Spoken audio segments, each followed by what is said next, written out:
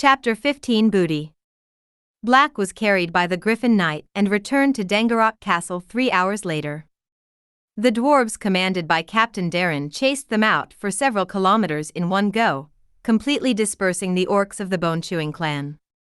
I have to say that the victory in this battle was brilliant.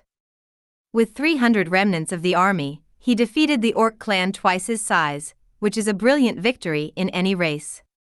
As one of the most important components of this victory, when the assassin Black was sent back to the castle, he was naturally treated like a hero. Those dwarves who could still move stood by the castle and cheered him. The captain also opened a good barrel of dwarven ale himself, and invited Blake to drink with him.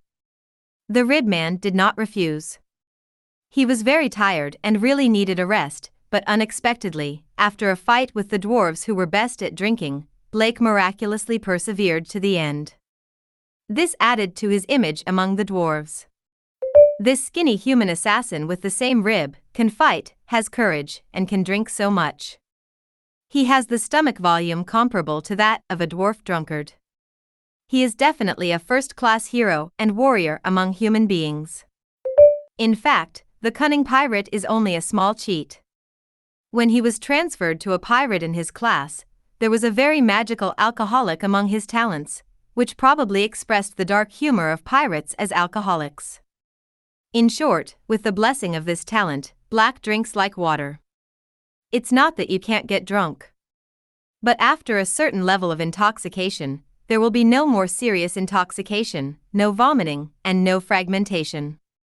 But running to the toilet is a no-brainer. After all, the human stomach is so big, even the Kultirons of the Ocean Kingdom are the same. I found this on the Orc Chieftain. At midnight, on the outskirts of Dangarok Castle, the drunk Blake held a bottle of wine in his hand, and in his arms was holding a little Murloc who was also drunk and was still blowing bubbles, and took out one thing from the magic bag. Handed it to Captain Darren, who was sitting cross-legged on the barrel beside him, enjoying tobacco with a pipe.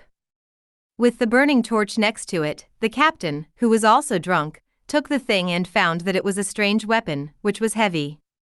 It was a blade punch. The lower part is made into the shape of a wrist, and the upper part maintains a ferocious machete in the style of an orc, with a blood groove on the blade. At first glance, it is a sinister weapon. Ah, this thing is also a rare weapon in the eyes of our dwarves. Only those orc lunatics and pirates will replace their fists with this kind of thing. Captain Darren is indeed a dwarf who is good at blacksmithing. He took the fist blade in his hand, looked at it a few times, then raised his head, exhaled a ring of smoke, and said to Black, "But this thing is very good quality. It should be made by the orc chief in their world. It's not like Azeroth's craftsmanship. You gave it to me because you want me to find a blacksmith to help you change it?" Black poured a sip of wine into his mouth, wiped the wine stain from the corner of his mouth, and said to the dwarf, "In the whole of Azeroth, who doesn't know that you dwarves are best at forging iron and forging? It's rare that I meet you, so please help me change it into a weapon suitable for my use." With some regret, he wiped Werther's legs around his waist and said to the captain, "My previous weapon, when I was chasing orcs today, was accidentally destroyed, probably because it was used too hard recently, and it has not been carefully maintained. Well, this is not a bad habit a good soldier should have." The captain laughed and said to Black with a spirit of wine, "Whether you are a soldier or an assassin, you must learn to treat the weapons in your hand kindly. If you treat them badly, they will punish you and leave you." "Yes." Blake raised his head sadly and looked at the moonlight above his head. He said in his heart, "Who knows that in the real world, weapons actually have durability, and the durability will be broken directly, but it is not displayed in the character card. It's all about your own perception.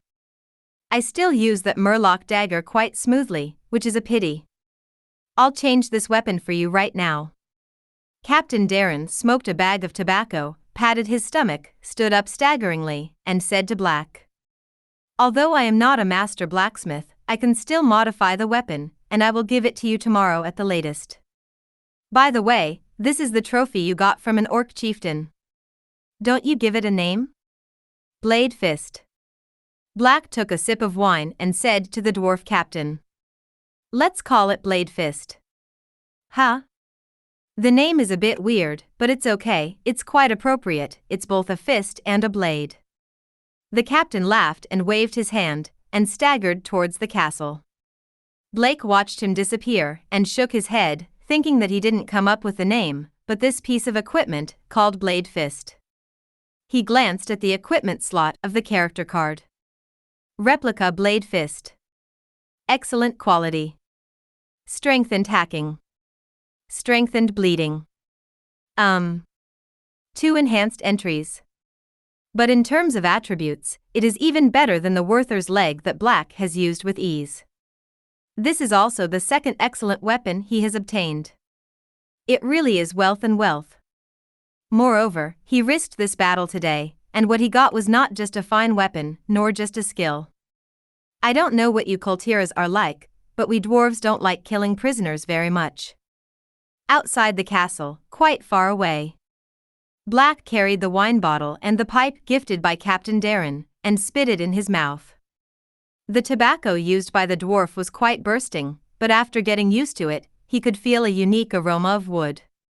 Somewhat addicting. And in this forest, Captain Darren's adjutant, the dwarf mountaineer Greif, while comforting his pet, the big brown bear 2 or 3 circles bigger than him, said to Black, who appeared from the shadows. If I didn't know that your situation is special, and you proved your bravery on the battlefield today, and you're not the kind of bastard who bullies the soft and fears the hard, otherwise I won't help you. Thanks, Lieutenant. Black glanced deeper into the forest, where a group of dwarven musketeers in green mountain ranger uniforms were guarding a makeshift camp. Inside was tied with ropes full of orc prisoners captured in the first battle today. Lots of people. Under Yingying Kaikyo, there are about 30 people. How are you going to kill them, to honor your comrades who died in Cosmoden? Dwarf Greif is a chatterer. Holding a gun taller than others, he asked curiously, but Blake glanced at him and said seriously. Our third fleet was completely wiped out in that sea area, and died in an orc conspiracy. Not many people survived, but I still remember that our advance fleet had nearly 3,000 people. In my whole life, I will let these beasts who have no glory in their hearts exchange their lives for their lives. But, my comrades, don't want to see me become as mean as these invaders. Lend me a sword. Black dropped the bottle, wiped his mouth, and said to the dwarf lieutenant. I want to kill them one-on-one in the battle. Don't interfere, if I die, it means that I am nothing more than that. Okay. These words made Grieve, who was still a little uncomfortable, suddenly brighten his eyes. The dwarf hunter waved his hand and took off a one-handed axe from his waist and threw it to Black. The latter took it in his hand and glanced at the equipment column. Razor's edge. Excellent quality. Strengthened hacking. Strengthened agility. Ho. Good guy. There's so much good stuff about these dwarves. If you give it casually, it is a weapon of excellent quality. Judging from the rarity of this weapon, the seemingly ordinary dwarf in front of him is a little Grieve, and it is estimated that he is also a bit of a man. You come. Black stepped forward and walked up to the orcs, took Werther's legs from his waist, and split the rope of an old orc with an axe. There were also dwarf mountain rangers watching a play, and he threw 2 short swords to the orc. The pirate raised his weapon, and the orc across from him glanced at him. Probably because he knew what Black meant, he didn't say much, just picked up the 2 swords in silence and got ready for battle. These berserk old-time orcs have long since fallen into a hopeless lust for destruction when their entire race has been tempted by demons, but it's not bad to give them a warrior ending. You can also practice skills. Black stared at the orc in front of him and said in his heart. Hela wants a warrior's soul, so I'll give her a warrior's soul. After tonight, my trial post will be completed. Come. He made a provocative gesture to the orc in front of him, and said in half-baked orc language. I give you glory. As a result, as soon as these words were said, the old orc on the opposite side was immediately sluggish. Under the gazes of all the dwarves, the old orc lowered his head, as if recalling his youth, his body trembled, and when he raised his head, his eyes were already red. He bowed to Blake. That is human etiquette. He is expressing thanks. Maybe. The execution continued until the early hours of the morning. 30 orcs were killed by Black in a duel, exhausted from the day's fighting, and nearly all were wounded when they were caught. And the difference in weapons is also obvious. It wasn't a fair fight, but no one complained about it, even the dwarves watching and the orcs being killed. Thanks to their giving, at dawn, Blake's pirate fighting skills and the saber stabbing skills he just learned were both improved from beginners to skilled. But only 17 experiences were recorded, and the remaining 13, combined with the orcs killed before, were combined into 50, and they were all thrown into the spirit lamp. Blake looked at the status bar of the character card. As he watched, the text was changing there. Character card, Orc Killer Drake Proudmoore, Blake Shaw. Information, Kultira's human, 19 years old. Status, mortal body. Hell messenger. The curse was transformed into a new state. At this moment, Black seemed to hear the real surging tide in his ears, and his perception was also strengthened. The soul-inducing lamp in his hand has officially become an equipment. The Spirit Hunter in the title column also became wearable, but Blake didn't wear it immediately, because he was talking about Dwarf Griff and was still chatting around him. Huh?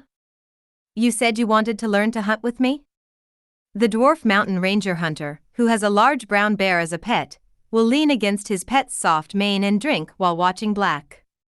A rather wonderful smile appeared on his generous face of the dwarf, most of which was covered by his beard. Say. Okay, I can teach you. But you don't have to learn it. The skills of mountain rangers are unique to us dwarves. It is the blessing of the earth. Many humans want to learn, but none of them have learned it. But the long ears of Quel'Thalas, they also have very powerful hunters called rangers. I heard that you humans have a genius. Just over a year ago, he just became the first human ranger to join the Farstrider Legion. What's his name? Maris? Greif chattered about the stories he had heard, and Blake sat cross-legged in front of him, his expression equally subtle. Above the translucent character card, the previous scene appeared again, and a line of small characters was beating. Level 35 Mountaineer / Level 25 Beastmaster / Level 1 Shadow Guard Sentinel, Bronzebeard Dwarf Griff. Mad Heart, I'm teaching you hunter skills. Really? Blake's heart moved. The seemingly ordinary dwarf second lieutenant in front of him is not ordinary. With his 35th level mountain ranger rank, as long as he seizes the opportunity, it is estimated that he can kill today's orc chieftain Skullcracker with one shot. Blake is an out-and-out rookie in front of him. And, most importantly, Greif's first-level Shadow Guard Sentinel class is Legendary class.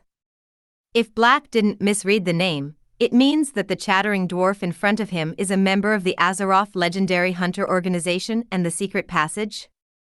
This guy is an elite template?